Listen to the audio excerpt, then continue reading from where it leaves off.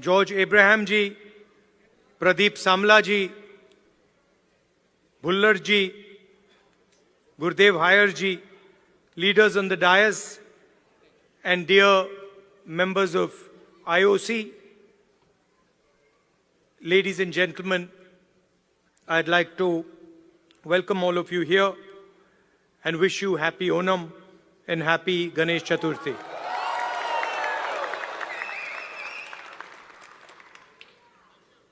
I was listening to Mohinder ji's speech, and he was describing in detail what the job of the leader of the opposition is.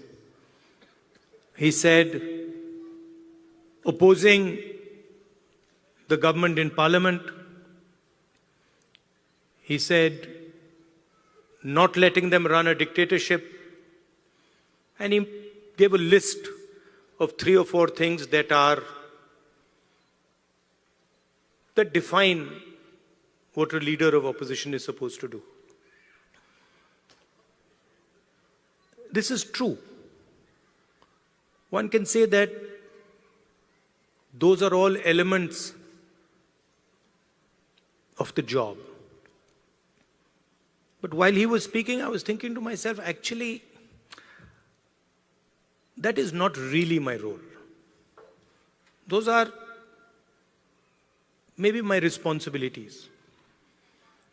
But my role is broader and bigger than that, and in many ways simpler than that. And while he was speaking, I thought to myself, if I'm going to speak to people of Dallas, I need to be clear about what my role is. And so I'd like to tell you that I believe my role is injecting the values of love, respect, and humility in Indian politics. I think what is missing in our political system and across parties, love, respect, and humility. Love to all human beings, not necessarily only of one religion, one community, one caste, one state, or to those who speak one language. Respect to everybody who is trying to build an India, not just the most powerful, but the weakest. And humility, not in others, but in oneself. So I think that is how I see my role. And if you were to ask me 5 years from now, do you consider yourself successful? I would look at these 3 things. I would say, have I helped bring the idea of love into the forefront of Indian politics? Have I helped make politicians and others, and myself in particular, more humble? Have I increased the respect that people have, that Indian people have with each other? Those would be the values that I would be thinking about. Of course, what Mohinder ji said would also form part of my work. Now, we started here with the Indian national anthem. And while the national anthem was playing, I was thinking to myself that this song mentions all our states. And it mentions them all equally. It does not start by saying, this state is the best, and this state is the second best, and this state is the third best. The song basically describes India as a union of states. Very much like the United States. So often people say, oh, We share the fact that we are the two biggest democracies. But we share another very important fact, that we are both union of states. The United States, whose national anthem we also played, and in our constitution, it's clearly stated, India, that is Bharat, is a union of states. Which means, just like in the United States, no state is superior to any other state. No religion is superior to any other religion. No language is superior to any other language. My brother who's wearing a turban there deserves the same respect as somebody who doesn't wear a turban. We cannot say, look, we don't like him because he wears a turban, and we like him because he doesn't wear a turban. Or, he speaks Tamil, so we don't like him, and he speaks Hindi, so we like him. Or, he speaks Malayalam, so we don't like him. Right? And so Telugu. Right? Because when we say Telugu, we are not just saying language. Embedded inside Telugu is history, is tradition, is music, is dance, is food, is everything. So if you say to the people of Andhra Pradesh that, look, Telugu is not as important as Hindi, you're insulting the people of Andhra Pradesh. Because you're saying to them that your history is not important, your tradition is not important, your food is not important, your music is not important, your forefathers are not important. And this is the simple battle that is being fought in India. The RSS believes that India is one idea. And we believe that India is a multiplicity of ideas. And we believe, by the way, very much like the United States, we believe that everybody should be allowed to participate. We believe that everybody should be allowed to dream. Everybody should be given space, regardless of their caste, language, religion, tradition, history. This is the fight. And the fight was crystallized in the election, when millions of people in India clearly understood that the Prime Minister of India is attacking the Constitution of India. Because what I am saying to you, union of states, respect to languages, respect to religions, respect to traditions, respect to castes, this is all in the Constitution. Every single word that I have said to you is in the Constitution. The foundation of modern India is the Constitution. And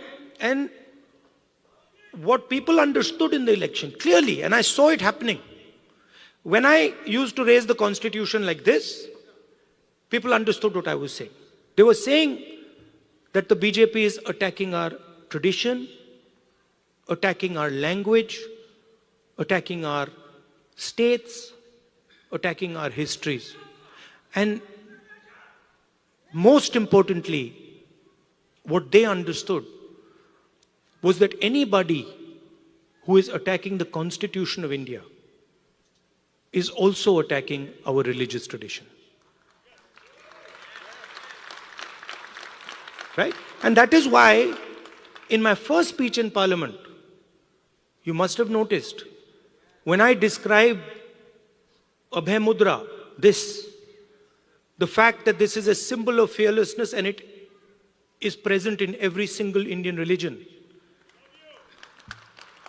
You can look, you go on the internet and you can see every single Indian religion. Guru Nanak Ji holds his hand like this. Shiva holds his hand like this. Every single Indian religion, the hand is a symbol of fearlessness. And when I was saying this, the BJP could not stand it. They don't understand. And we are going to make them understand. You see, and the other thing that happened that was very beautiful, that in fact I was amazed that it happened so quickly, was that fear of the BJP vanished, disappeared, gone. And we saw that immediately, within minutes of the election result, nobody in India was scared of the BJP or the Prime Minister of India. So these are huge achievements, not of Rahul Gandhi or the Congress party. We are peripheral. These are huge achievements of the people of India who realized, of democracy, of the people of India who realized that we are not going to accept an attack on our constitution. We are not going to accept an attack on our religion. We are not going to accept an attack on our states. Now finally, I'm speaking to people in Dallas. And who are you? You are people who have come from India. And the values that I have been describing, values of the Constitution, values of respect, values of humility, you carry them inside your heart. You have them in your blood. So when you came to this country, you did not come with arrogance. You came with humility. You did not come with hatred. You came with love and affection. And you did not come with disrespect, saying that, we are come to America and who are these people? We'll show them. No, you came with respect. So inside your heart is respect, is love, humility. And you are our ambassadors in one way. You're the bridge between these two unions.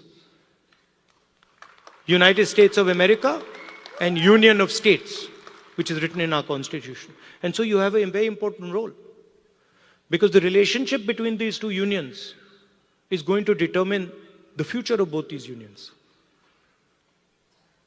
The United States needs India, and India needs the United States. It's a fact. We cannot get away from it. So you have a very important role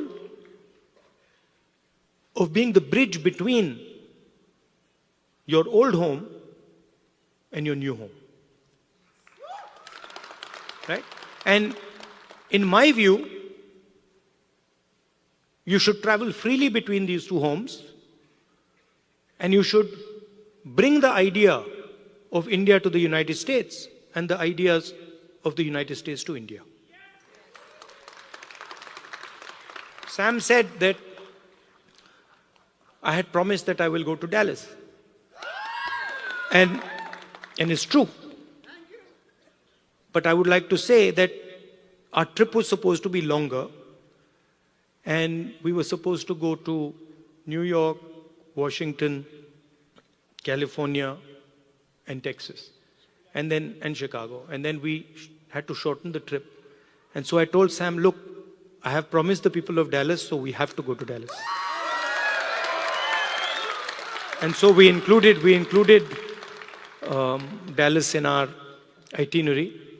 And I think it was a very good idea. 100%. We'll come to Chicago. Love you. And we included Dallas.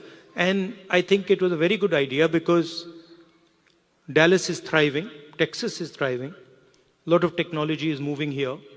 And I can see that all of you are doing a tremendous job in raising the flag, raising the Indian flag here. So I'd like to thank you. And I'd like to also tell you that it's important that the ideas you carry of humility, of affection, of respect, you spread them